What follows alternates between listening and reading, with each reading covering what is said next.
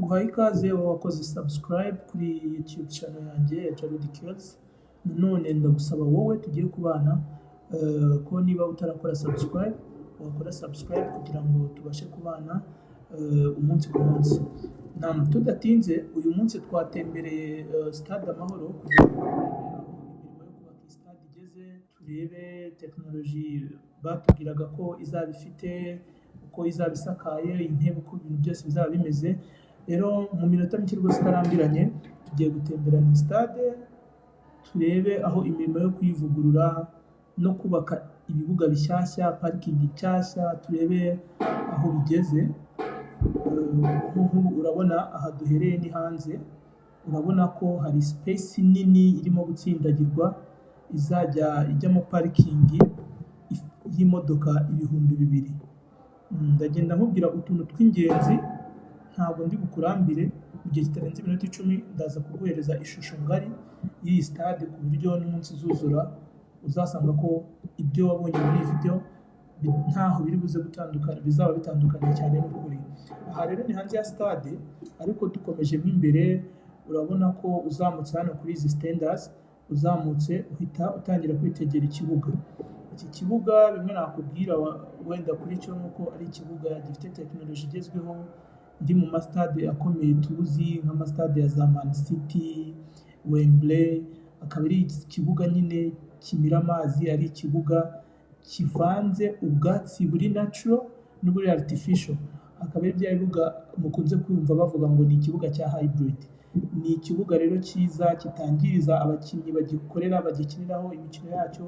Urabona harimo system yo kuhira, ibyo bita watering, byikora automatically kugira ngo bwa bwatsi buri naturel buteye mu kibuga bubashe kujya bubona amazi. Hanyuma urebye ku ruhande hari intebe ziri mu mabara meza y'idarapo ry'u Rwanda, harimo imigongo muri ya myanya abantu binjiriramo banasohoka ku stade, ku buryo rwose ubona ko iyi stade amafaranga yayitanzweho angana na miliyoni 165 z'amadolari rwose yakwiriye. No mu byo bamwe bavuga ko wenda iyi stade yavuguruwe, ushatse banavuga ko yubatswe bushyashya kuko nko ku mubare w'abantu bakiraga yikubye kabiri, irarenze. Iyi niyo stade izaba ihenze hano muri East Africa. Iyi niyo stade ifite agaciro kangana gutya ka miliyoni 165 z'amadolari, mu gihe yitwa Benjamin Mkapa stade yo muri Tanzania twafataga nk'aho ariyo ya mbere kuri ubu. Ni stade rwose yubatswe n'Abashinwa mu 2007, yatwaye miliyoni 56. Murumva ko stade Amahoro iyikubye inshuro 3. Ni stade rero ifite technology zigezweho, umutekano, ifite kamera aho waba uri hose rwose. Ibyo wakora byose rwose ujye umenya ko hari kamera zikureba, ujye unarushaho kwitwararika no kubahiriza amategeko. Urabona ko harimo za TV screen za rutura, aho mu gihe hari nk'ikintu kigucitse mu kibuga ushobora kwifashisha ya televiziyo, wenda niba ari nk'igitego bakakwereka uburyo igitego cyagiyemo niba wari warangariye muri telefone cyangwa se mu bindi. Ni stade rero ifite technology igezweho, haba ku kibuga twahereho twabonye ko ni ikibuga kivanze ubwatsi buri naturel na artificiel. Ni ikibuga kigezweho cyitwa hybrid, kiri ku rwego rw'isi. Nakubwiye amastade akomeye tuzi mu Bwongereza, za Etihad, za Man City, za Wembley, za Tottenham. Ni ibibuga byose biri kuri standard uyu munsi. Hanyuma tujya mu byicaro nk'uko urimo kubibona hano muri video. Izi zose ni intebe, stade yose nta muntu uzongera kuzajya areba match yicaye ku bisima cyangwa uhagaze. Stade yose iri covered, iratwikiriye, haba mu zuba haba mu mvura. Umuntu wese winjiye muri stade azajya rwose abasha kwicara ahantu hasakaye. Ikindi nakwibutsa nuko bya bindi twinjiraga ku stade dukoresheje amatike, ibyo rwose ntabwo ari ibintu bikijyanye n'igihe, kubera ko ubu ngubu hazajya hakoreshwa system yo kugura amatike online. Benshi bamaze kubimenyera bitabira ibitaramo muri arena no mu stade ya za Rubavu na Mukura, ko haba hari kampani wowe icyo ugura tike kuri telefone ukayizana bagasikaninga, basanga itike ihura na system yabo bakakureka ukinjira. Urumva ni mu rwego rwo kwirinda gukomeza gukoresha impapuro twangiza ibidukikije. Iyi stade rwose icyo kibazo izaba igikemuye. Hanyuma mu bindi wenda twavuga kuri stade ushobora kwibaza ati igikorwa gitwaye miliyoni 165 z'idolari, aya mafaranga iyi stade izayagaruza gute? Ariko ntabwo ukwiye kugira impungenge kuko iyi stade mu bikorwa bimwe izakira harimo nk'igikombe cy'isi cy'abavetera kizaba muri uyu mwaka wa 2024. Ushobora no gutangira gutegura rwose uburyo uzajya muri stade kujya kwirebera abasitari bagiye batandukanye barimo ba JJ Okocha, ba Ronaldinho, abakinnyi benshi ba Patrick Evra twagiye tumenya mu myaka igiye itambutse. Uyu munsi bari kwitegura kuzaza gukinira kuri stade Amahoro urimo ureba imbere yawe kuri screen.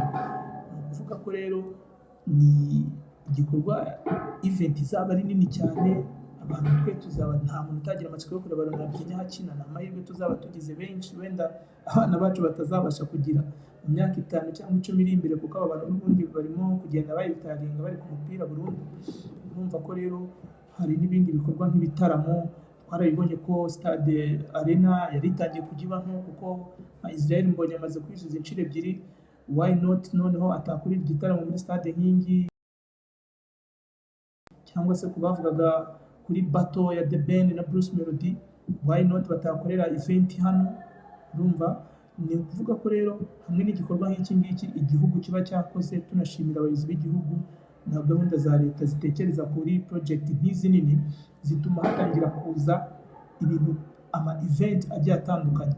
Wowe nk'umunyarwanda rero ikintu gusabwa hano, leta yamaze gukora igikorwa remezo, ugomba kuvuga ngo niba habaye igitaramo ngewe nkora iki ku buryo wenda nza kungukira muri icyo gitaramo cyaje kuba mu Rwanda kubera ko dufite iyo stade.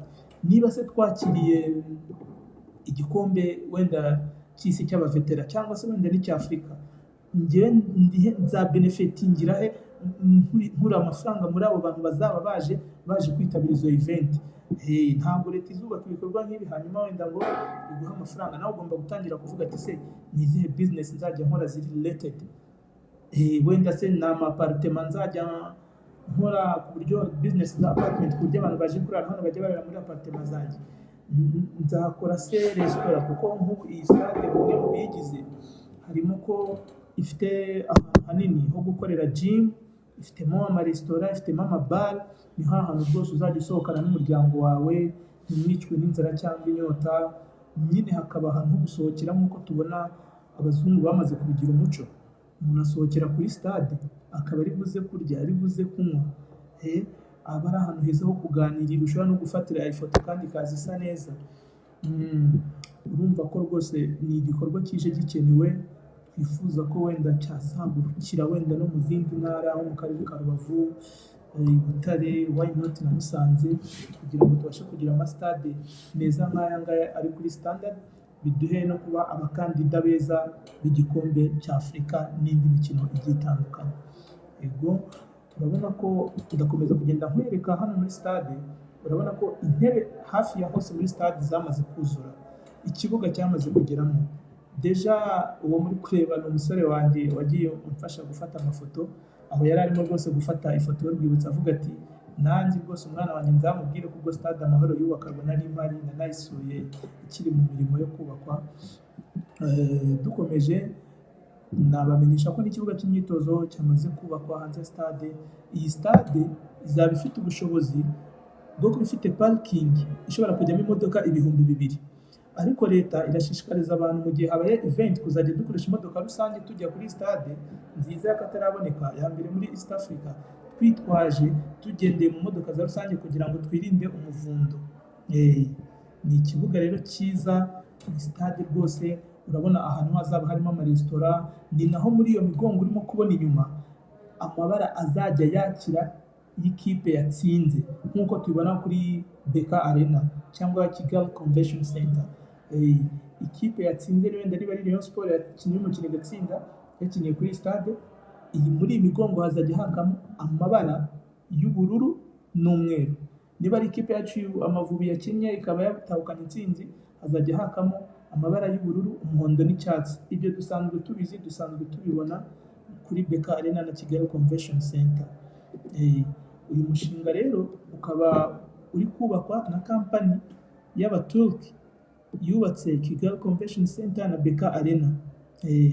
Niyuzura izaba ifite ubushobozi bwo kwakira abantu 45,000 bicaye neza ahantu hasakaye hose. Ifite n'iyo parikingi y'imodoka 2,000. Urumva ko rwose ni stade izaba iri kuri standard. Icyo nabasaba rero ni gukora subscribe niba utarakora subscribe kugira ngo dukomeze tubane.